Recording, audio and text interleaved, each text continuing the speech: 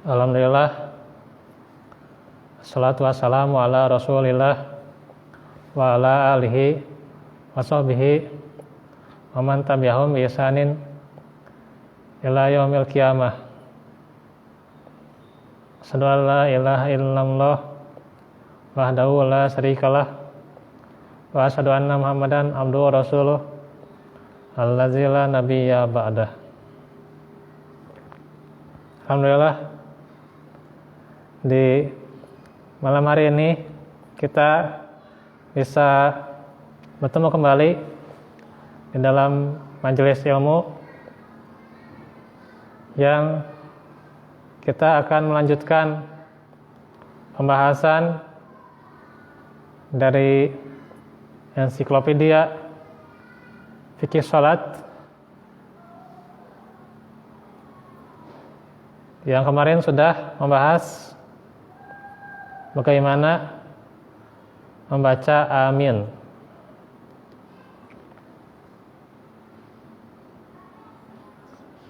Kemudian bacaan Nabi selepas Al-Fatihah. Setelah membaca surah Al-Fatihah, Nabi Shallallahu Alaihi Wasallam membaca surah lain. Kadang beliau membaca surah-surah yang panjang, kadang surah-surah yang pendek, karena sedang bepergian, batuk, sakit, atau karena mendengar tangisan bayi. Seperti yang diriwayatkan Anas bin Malik radhiyallahu anhu. Beliau suatu ketika mempersingkat sholat fajar. Disebutkan dalam hadis yang lain, suatu ketika beliau sholat subuh, beliau membaca 2 surah yang paling pendek dalam Al-Quran. Lalu beliau ditanya, "Wahai Rasulullah, kenapa engkau mempersingkat sholatnya?" Beliau menjawab, "Sami itu buka'a sobiyin fazanantu anna ummahu ma'ana tusalli fa'aradtu an ufriqa lahu ummah." Aku mendengar tangisan anak kecil. Aku mengira ibunya ikut sholat bersama kami. Lalu aku ingin ibunya segera selesai sholat agar ia cepat mengurusnya. Hadis riwayat Ahmad dengan sanad yang sahih. Juga selain hadis yang itu, ada juga yang mendengar tangisan anak kecil. Nabi bersabda, Inni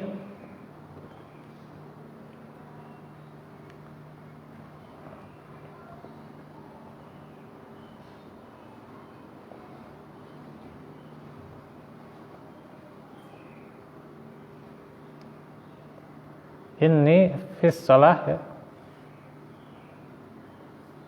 Sungguhnya di dalam sholat, wa ana uridu lataha, dan aku ingin memperlama sholat sebenarnya. Jadi inginnya yang panjang gitu sebenarnya, ya.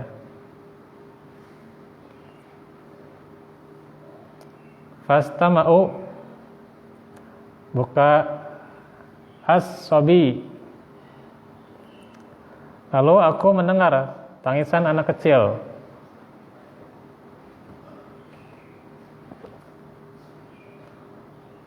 Fa'a tajawwazu fi sholati, lalu aku mempercepat sholatku atau meringkas, ya. Lebih ininya lebih mengenanya meringkas, ya. Karena kalau percepat, beda orang mungkin nyangkanya gitu ya. Kalau meringkas, mungkin membaca dari beberapa ayat. Kalau mempercepat, maksudnya bisa jadi kalau pikiran orang zaman sekarang gitu ya, cepat itu tidak tertib gitu ya. Nah, beda gitu ya. Jadi lebih cocoknya meringkas gitu ya. Mimma a'lamu min siddati wahdi ummihi min bukaihi.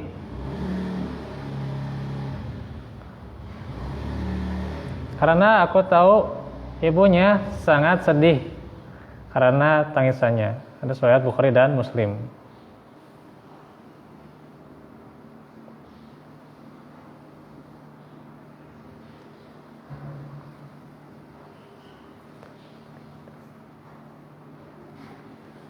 Jadi ketika itu Nabi la adkhulu fis shalah ya.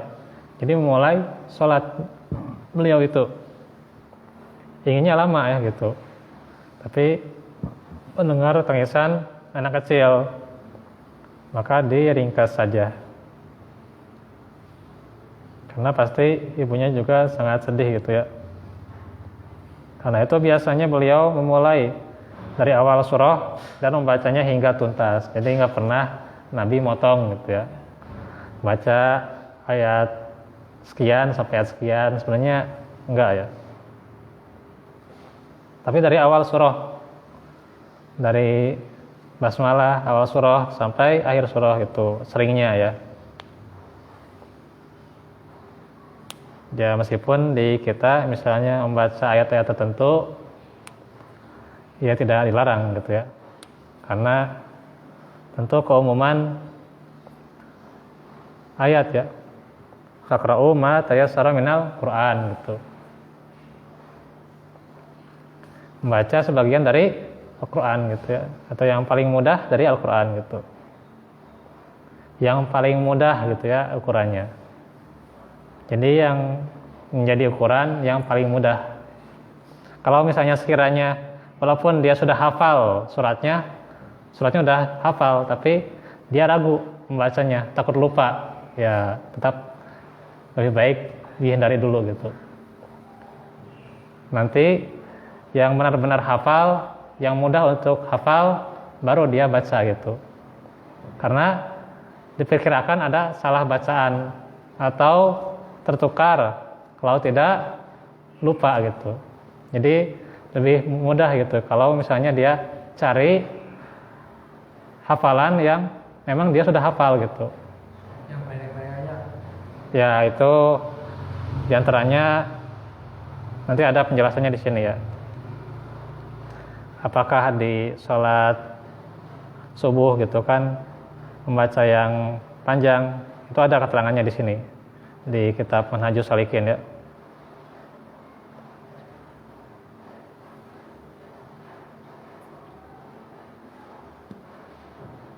Cuman kita membahas dulu bagaimana tayassara minal Qur'an ya.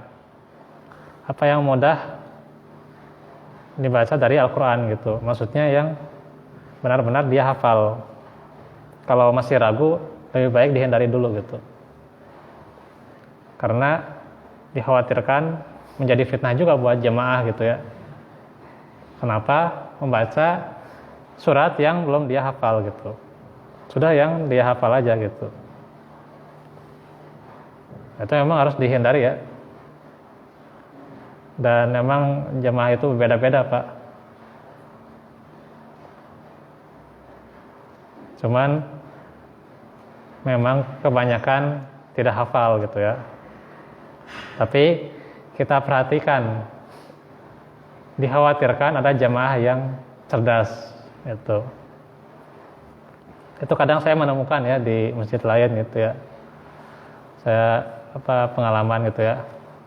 Kadang ada jemaah yang lebih cerdas gitu, menilai bacaan. Pernah saya di tahun berapa itu ya, di sana di mana itu lupa lagi saya. Pernah ngimaman gitu. Ketukar surat-suratnya ketukar. Pernah itu pengalaman. Tapi jamaah tidak apa-apa gitu, nggak ada koreksi atau apa gitu. Ada juga giliran ketika saya bacanya tidak dikeraskan dan bacaannya benar, kadang si jamaah koreksi. Nah itu terjadi juga di Cahem, pernah itu kayak gitu. Namun pada akhirnya juga ada islah gitu ya, penyelesaian. Nah karena bagaimana kita harus perhatikan juga jamaah di sekitar gitu. Itu emang udah lama itu ya, waktu pengalaman gitu ya.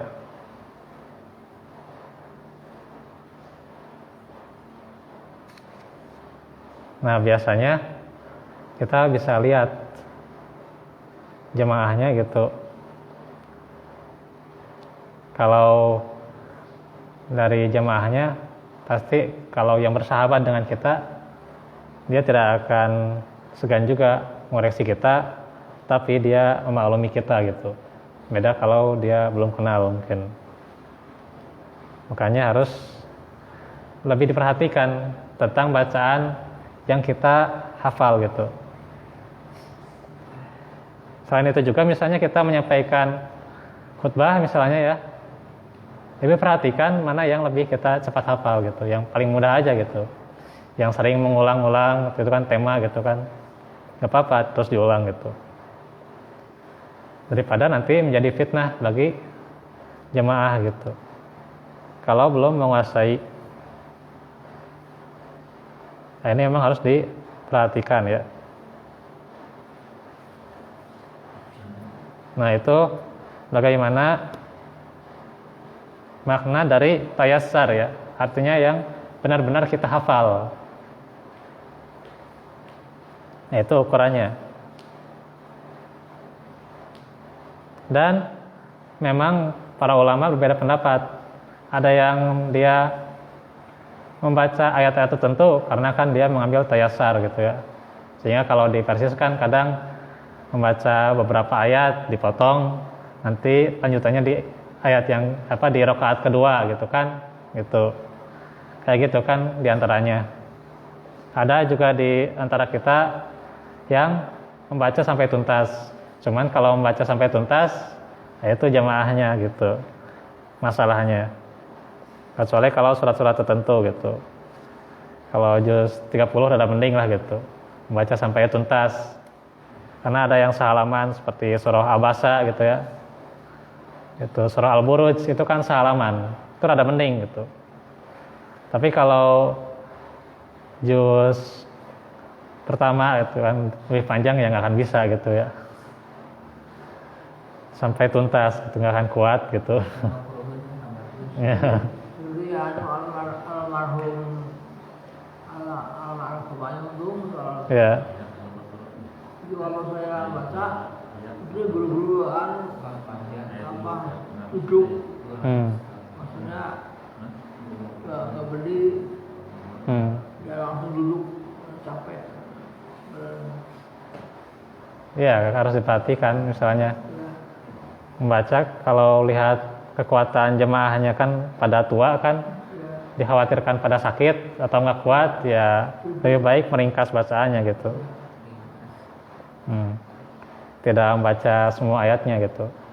Bahkan pernah dikatakan, saya mendengar dari Ustadz Abdul Qadir ya, Abu Faizah, beliau kan hafiz ya. Pernah suatu hari Nabi membaca surah Al-Jumu'ah, tadinya mau sampai beres, namun karena mendengar tangisan bayi, beliau hanya membaca 3-4 ayat. Lalu dibaca lanjutannya di ayat atau di rakaat kedua gitu.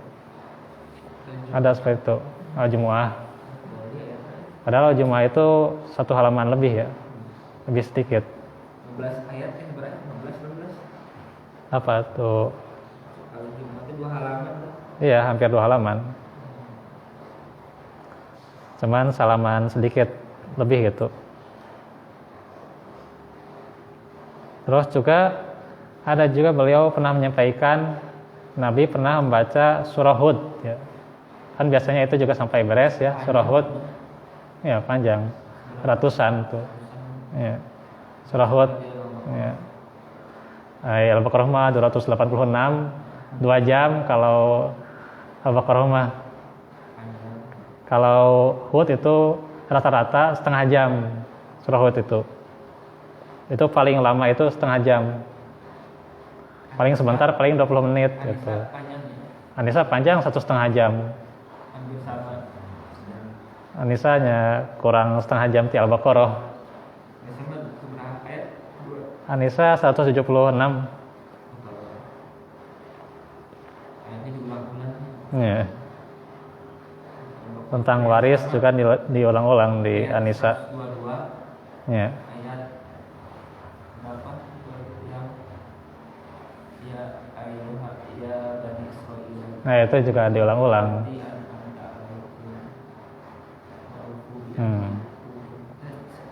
Diulang satu ayat. Ya, diulang. 122. Ayat berapa itu? Ya. Ayat Ar-Rahman diulang-ulang. Ayat 47. Ya. 122. Ya, Ar-Rahman itu juga. Kalau Al-Qur'an ayat pengulangannya. Ya, Ar-Rahman banyak pengulangan itu juga.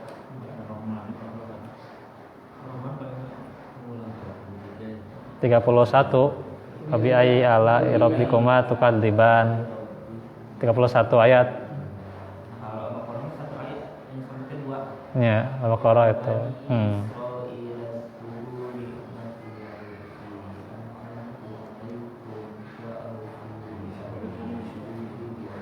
Iya. Sama pisahnya wa iya ya. 122. Ya itu diulang lagi itu teh. An'amtu alaikum wa anni faddaltukum alal alamin kan. 49. Ya itu. Ya 40 50 lupa. Ya, apa nama diulang deh itu. Iya, ayat 39. Pokoknya mana setelah waktu begitu minta. Eta.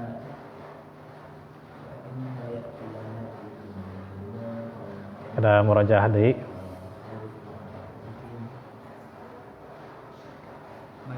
Ya. Terus di surah Hud itu kan Nabi biasanya sampai beres gitu setengah jam gitu kan. Cuman karena melihat jamaah kondisinya beliau potong surah Hud juga sebagian di rakaat kedua gitu. Nah itu bacaan Nabi setelah surah Al-Fatihah. Jadi memang kebanyakannya beliau ya, kebanyakannya walaupun tidak menjadi kekhususan. Kebanyakannya beliau membaca awal surah sampai akhir surah gitu. Beliau bersabda, berilah setiap surah bagian dari ruku dan sujudnya. Nah artinya, berilah setiap surah bagian dari ruku bisa jadi dibagi dua gitu kan, di 2 rakaat ya. Kadang kan ada di kita yang keras gitu ya, tidak boleh membaca sepotong-sepotong gitu ya, mengambil potongan ayat nggak boleh katanya. Ada yang keras, padahal ya, tidak demikian padahalnya. Ya, semampunya.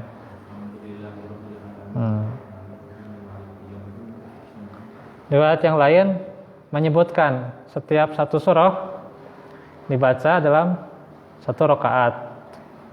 Ada yang itu juga. Jadi ada yang dibagi 2, ada yang dibaca dalam 1 rakaat. Nah, tahajud itu lebih banyak berpeluang dibagi-bagi gitu ayat-ayatnya sesuai kemampuan.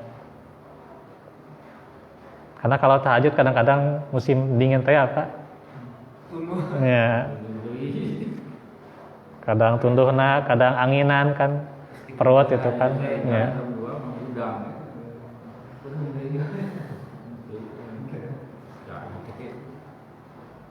Nah ini yang pertama diriwayatkan oleh Ibnu Abi Saibah dan Imam Ahmad. Sedangkan yang kedua dari Ibnu Nasr dan Tahawi dengan sanad yang sahih.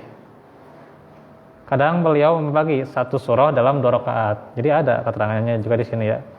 Dan kadang mengulang lagi dari awal hingga akhir surah pada rakaat yang kedua. riwayat Ahmad dan Abu Ya'la. Kadang juga beliau satu rakaat beliau membaca 2 surah atau lebih itu. Bisa 2 surah atau lebih gitu. Boleh gitu.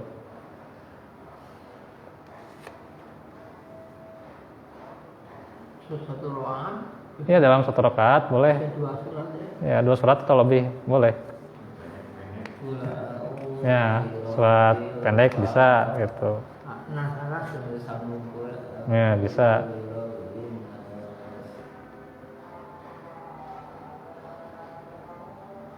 Nah ada salah seorang dari Ansor ya mengimami orang-orang di Masjid Quba.